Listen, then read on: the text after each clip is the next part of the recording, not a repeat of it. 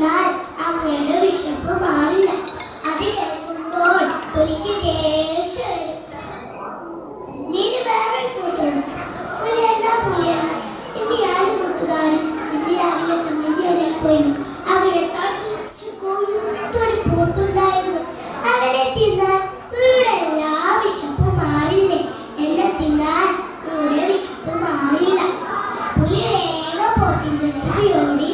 നീനും അവിടെ നിന്നും കൂട്ടുകാരടുത്ത് ഓടി രക്ഷപ്പെട്ടു. ഈ കഥയിൽ നിന്നുള്ള പാഠം നിങ്ങൾക്ക് മനസ്സിലായ? ആപത്ത് കാലത്ത് നമുക്ക് തോന്നുന്ന ബുദ്ധി നമ്മളെ രക്ഷപ്പെടുത്തും. ശുക്രൻ.